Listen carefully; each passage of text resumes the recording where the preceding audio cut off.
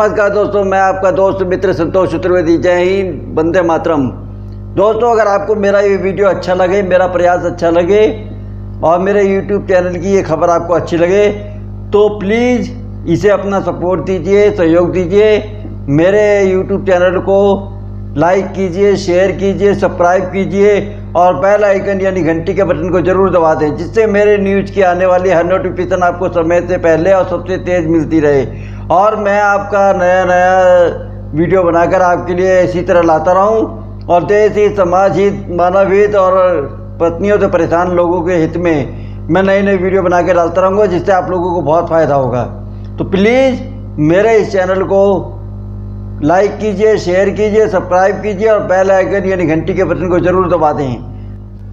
दोस्तों, जैसा कि आप जानते हैं कि आज 498 दहेज कानून नासूर बनता जा रहा है, कैंसर का रूप धारण करता जा रहा है और जिसको सुप्रीम कोर्ट भी, जिसके ऊपर टिप्पणी करते हुए सुप्रीम कोर्ट ने भी इसको आतंकवाद की संज्ञा में रखा है।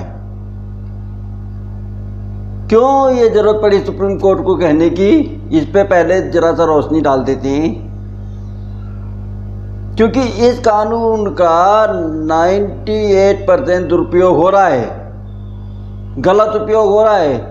भोले भाले पति और ससुराल वालों को झूठे खेतों में फंसा के धमकी देकर झूठे खेतों में फंसाकर झूठे खेतों में डालकर अपना उल्लू सीधा करना और अपनी पैसे लेने के चक्कर में ये सारे कार्य हो रहे हैं। इसीलिए सुप्रीम कोर्ट ने भी कहा है, माननीय सर्वोच्च न्यायालय ने, कि ये बहुत ही ज़्यादा गलत इस्तेमाल हो रहा है। इसमें पुलिस वाले भी मिले होते हैं, क्योंकि बिना उनके मिले ये कार्य नहीं हो सकता। आप इस चीज़ को ध्यान रखिएगा। अगर पुलिस वाला नहीं मिला होगा तो ये कार्य नहीं हो सकता। पुलिस वाले की मिली भगत से ये कार्य होते हैं, क्योंकि पुलिस वाले और सिविल कोर्ट के जज जो होते हैं सीजन के, उनको एक नज़र में ये समझ में आ जाता है पढ़ने के बाद कि ये केस झूठा है, लेकिन उसके बाद भी कोई उस पर कार्रवाई नहीं, न्याय संगत कोई फैसला नहीं। क्यों? किसी को न्याय करना नहीं, समझना नहीं। अब क्यों नहीं समझना वो आप समझिए, क्योंकि हर चीज़ के पीछे एक लालच होता है, एक पैसा होता है। पैसा, लालच, ये चीज़ चलती है, पैसे का लालच। सबसे मेन पॉइंट, आपको बचना है। अब बचने के लिए क्या करना पड़ेगा? बहुत से लोग हैं अपने आप को हरेसमेंट कर लेते हैं, अपने आप को नुकसान पहुंचाते हैं, अपने आप को आत्महत्या कर लेते हैं, अपने आप को जान से मारने की कोशिश करते हैं। उनको लगता है इसका कोई सलूशन, कोई समाधान नहीं है, क्योंकि जितने भी लोगों के पास वो जाते हैं, चाहे वो ज़्यादातर 90 काफ़ी हद तक एडवोकेट हूँ, वैसे लोग हूँ, तो ज़्यादातर सब जगह तो यही जवाब उन्हें मिलता है, डराया जाता है कि भाई सारे केस, सारे कानून लड़कियों के हक में हैं, तुम कुछ नहीं कर सकते। लेकिन मैं सीना ठोक के कहता हूँ कि अगर आप चलेंगे सही ढंग से और मेरी बात मानेंगे, आपके हक में कानून है। सुप्रीम कोर्ट ने आपको पावर दे रखी है, लेकिन पावर का इस्तेमाल कब करेंगे? जब आपको पावर के बारे में पता होगा, जब आपको कानून के बारे में जानकारी होगी, जब आपको उसके बारे में सही सटीक जानकारी होगी। मैं कहता हूं आप 498, 323, 406 में फंसे, आप मेरे पास आइए।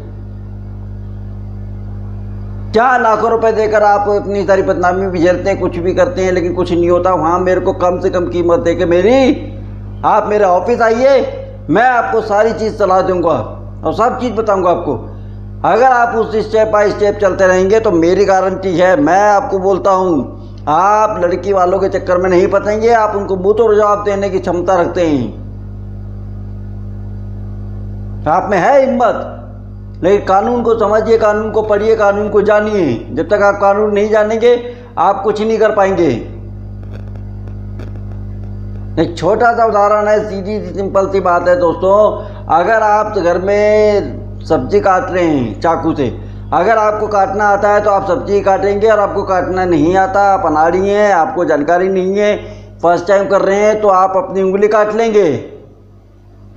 तो करना क्या है आपने? सोचना समझना आपने कानून के हिसाब से। आइए मेरे पास, जानिए और समझिए कि क्या है ये कानून और क्या कर सकते हो आप लोग। मत कीजिए अपने आप को आत्महत्या, मत कीजिए उन 2 कौड़ी लड़कियों के लिए अपने आप को ख़त्म। उनके लिए जीना सीखे जिन्होंने 25 साल, 30 साल, 20 साल, 18 साल, 22 साल आपको पाल पोस के बड़ा करा। उन माँ बाप के लिए जीना सीखे, उन अपनों के लिए जीना सीखे जो आज भी आपकी परवाह करते हैं। सबक सिखाइए उन लड़कियों को। मत कीजिए आत्महत्या, मत कीजिए सुसाइड। नहीं रास्ता समझ में आ रहा, मेरे पास फोन उठाइए, बात कीजिए। किसने कह दिया नहीं हो सकता? हर काम हो सकता है कानून के दायरे में। आप जाने कि जब हम लव मैरिज करते हैं या अरेंज मैरिज, जब शादी बिल्कुल रजामंदी से हो रही है, फिर शादी के बाद ऐसा क्या होता है जिसके बाद लड़की वाले और लड़की खुद ऐसी बदल जाती है? ये ड्रामे क्यों होते हैं और किस लिए होते हैं? जानिए इस चीज को। मैं आपको स्टेप बाय स्टेप बताऊंगा, आप बने रहिए मेरे साथ, आप देखिए मेरे साथ। मैं आपको सारी चीज स्टेप बाय स्टेप बताऊंगा, एक एक पॉइंट बताऊंगा। अगर आपको मेरी बात सच लगे, सही लगे, तो मेरे वीडियो को ज़्यादा से ज़्यादा लाइक करिए, शेयर करिए, मेरे चैनल को सब्सक्राइब कीजिए, यूट्यूब चैनल को, और लोगों तक ये जानकारी पहुंचाइए ताकि ये हजारों, लाखों नहीं करोड़ों लोग इस चक्कर में बर्बाद होने से बच जाएंगे। आपकी एक जरा सी कोशिश मेरी मकसद को कामयाब बना सकती है। मैं ये मकसद लेके बैठा हूँ कि कोई भी लड़का वाला बिना वजह, जिसने कुछ नहीं करा, वो लड़की वालों के सामने नहीं झुकेगा और उनको मुंह तोड़ जवाब देगा, वो भी कानूनी रूप से।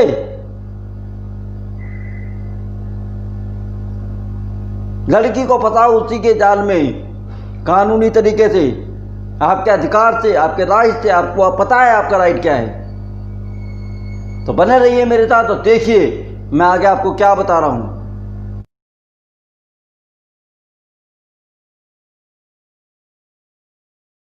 जैसा कि मैं अभी आपसे बात कर रहा था और आपको बता रहा था कि कानूनी अधिकार आपके क्या हैं।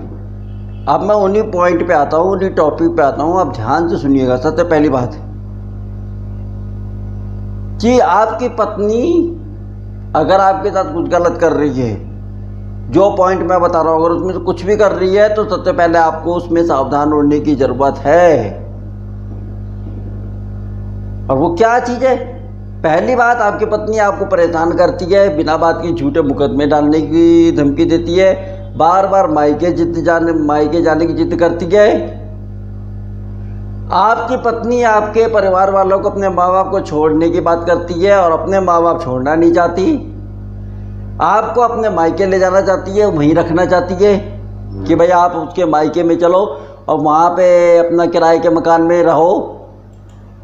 अगर ऐसा कुछ भी है तो ये आपके लिए खतरे की घंटी है, आप सावधान हो जाइए। क्योंकि लड़कियां बहुत चालाक और शातिर हैं। अब होता क्यों है, जब हिंदू रीति रिवाज से अरेंज मैरिज हुई या लव मैरिज हुई, उसके बाद ये ड्रामे, रजामंदी से शादी होने के बाद ड्रामे क्यों होते हैं? इसके कारण क्या हैं? कारण आप जानेंगे तो समझ पाएंगे। सबसे पहली बात, किसी पे अपनी पत्नी पर इतनी जल्दी विश्वास मत कीजिए, क्योंकि आप अगर अपनी पत्नी पर इतनी जल्दी विश्वास कर लेंगे तो कुछ नहीं कर पाएंगे। आप आते ही विश्वास कर लेते हैं, जिसके कारण आपको ये सब कुछ भुगतना पड़ता है। आप अपनी सारी जानकारी उसको दे देते हैं, जबकि उसकी जानकारी नहीं लेते। समझ रही है ना? तो आपको जानना है, समझना है, क्यों करना है ऐसा है, ताकि अपने आप को बचाया जा सके। अगर आपकी पत्नी बार बार मायके जाने की जिद करती है, मायके वालों से ज़्यादा टच में रहती है, उन्हीं के रीति रिवाज अपने मायके में चलाना चाहती है, अपने ससुराल में चलाना चाहती है, मायके वालों का आपकी पत्नी के घर वालों का ज़्यादा दखलंदाजी, इंटरफेयर आपके ससुराल में है, आपके घर में, आपके मायके में है, तो दिक्कत है।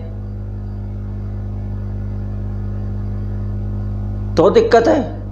अगर ये सब हो रहा है तो भयंकर घंटी है खतरे की, इसको समझ जाइए। इससे पहले कुछ वो करे, आप अपने कदम उठाइए। जाने कि लड़कियां ऐसी करती क्यों हैं।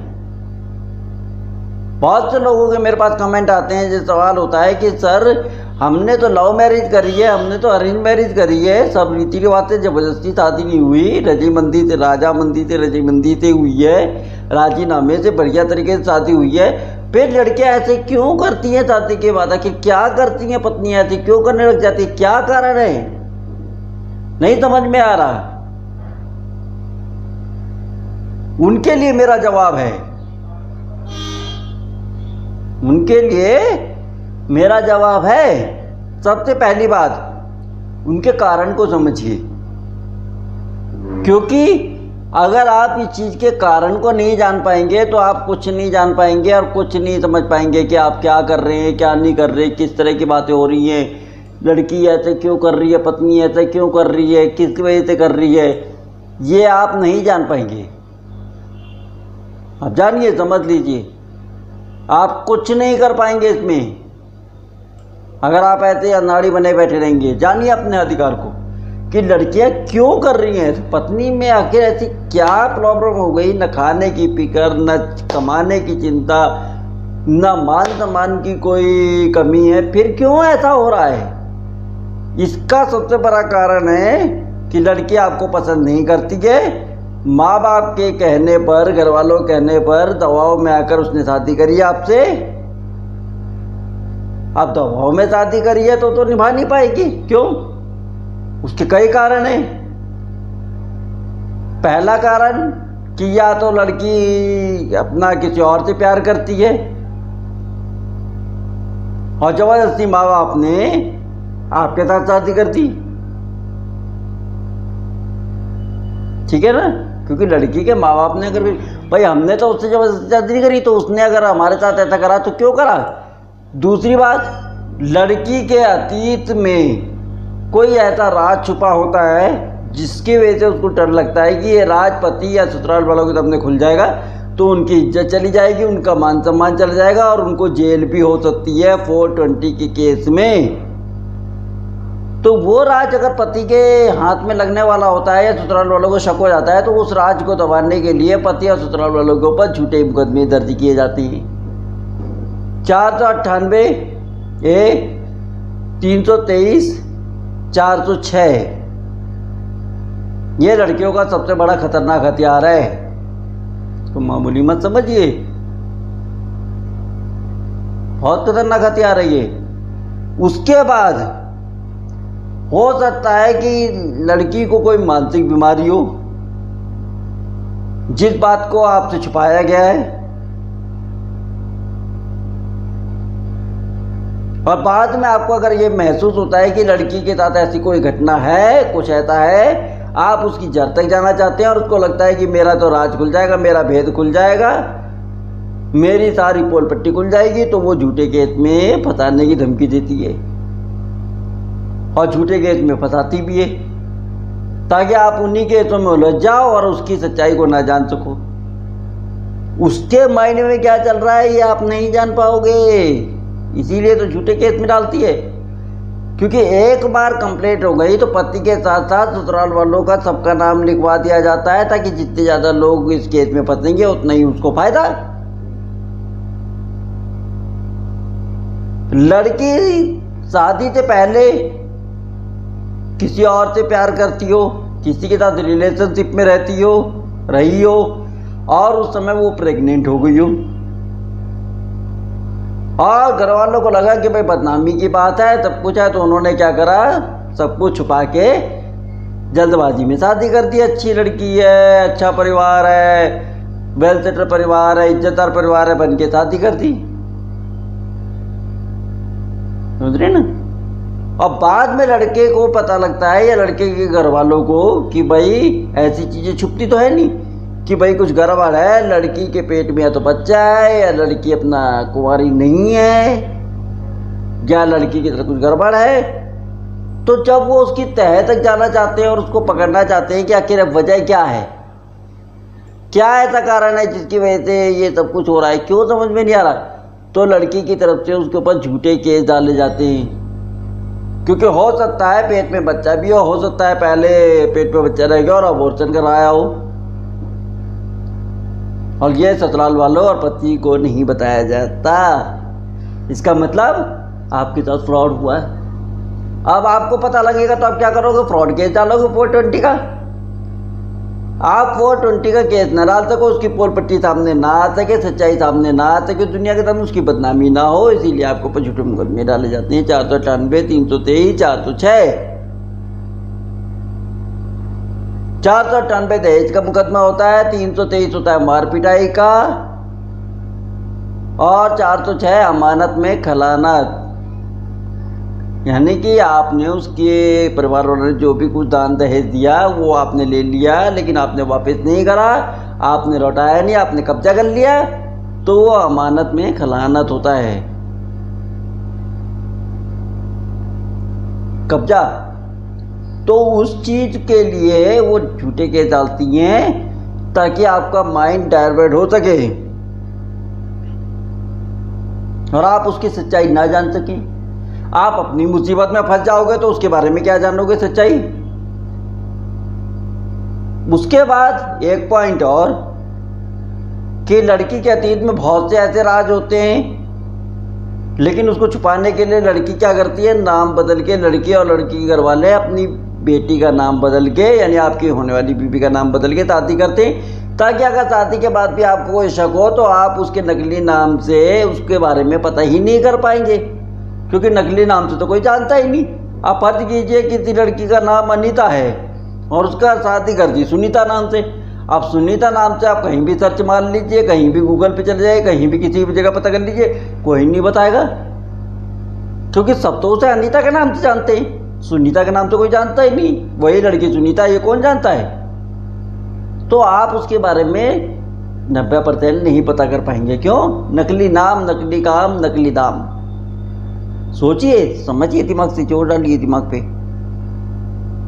उसके बाद पत्नी शादी से पहले किसी और के साथ प्यार करती हो, उसी के साथ रहना चाहती हो, मगर फाइनेंशियल प्रॉब्लम हो और आपको देखा कि भाई आपके परिवार में सब लोग अच्छे हैं, प्रॉपर्टी अच्छी है, बैंक बैलेंस अच्छा है, लड़का कमाता अच्छा है, लड़के के घर वालों के पास प्रॉपर्टी है, शादी कर लो। कुछ समय बाद, महीना 2 महीने बाद उठा के दहेज का केस डाल दो और सेटलमेंट के नाम पर 15 से 20 लाख रुपए ये मांग लो और जेवर लिखवाया वो मांग लो, यानी 20-25 लाख रुपए का हिसाब किताब बना लो।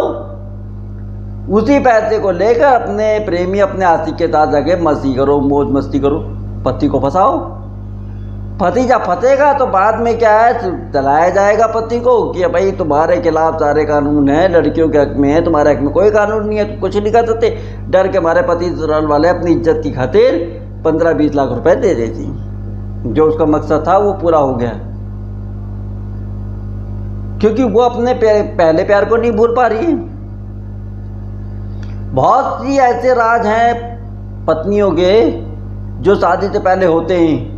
अगर आपने वो चीज़ पकड़ ली, आपने उनकी कमजोरियां पकड़ ली, आपने उनकी धोखाधड़ी पकड़ ली, और जब लड़की को लगा ये तो फंसा देगा मुझे, मेरे ऊपर केस डाल देगा, मेरी लाइफ बर्बाद होगी, मेरे मायके वाले जेल जाएंगे, तो उसको बचने के लिए एक ही रास्ता है, 498, 323, 406 डाल दो।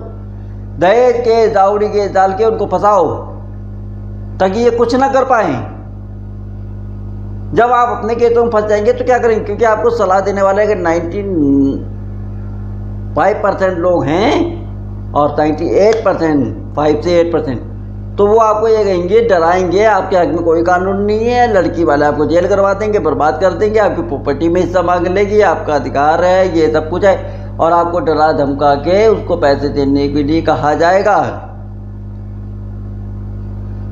और जो बिचौलिया शादी करवाता है, अगर कोई जान पहचान का है जिसने शादी करवाया, उसके बाद आप शादी के बाद ऐसी प्रॉब्लम आती है, उससे बोलोगे तो कहेगा भाई मैंने तो शादी करनी थी, मैंने तो शादी करवा दी, अब भैया हमें तो पता नहीं था, अब तुम जानो तुम्हारा काम जाने। वो सीधे बोलेगा, चाहे वो महिला हो पुरुष हो, वो सीधे बोलेगी कि भाई हमें नहीं पता, अब तो तुम जानो तुम्हारा काम जाने, हमने तो शादी करवानी थी, हमारे सामने ऐसी कोई बात नहीं थी और तुम जानो। और क्योंकि वो इसी शादी को करवाने के लिए, झूठी शादी करवाने के लिए पैसा ले लेता है दूसरों से।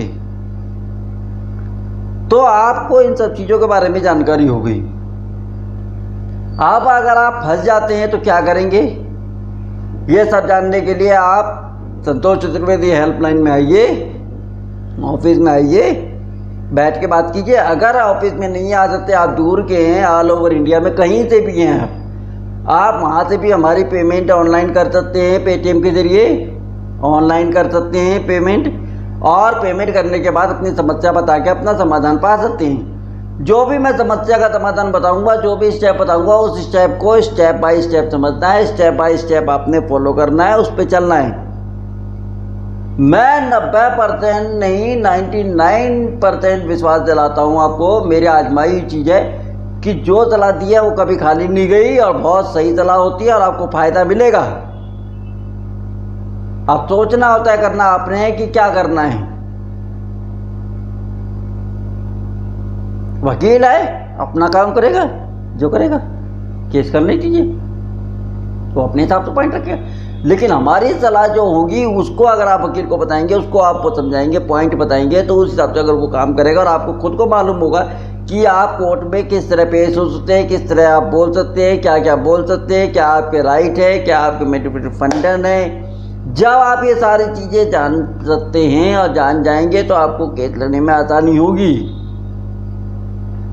498 और लड़की यानी अपनी पत्नी के खिलाफ अगर कोर्ट में केस लड़ने जा रहे हैं, चाहे 498 हो, चाहे 325 हो, चाहे 406 हो, चाहे 125 हो,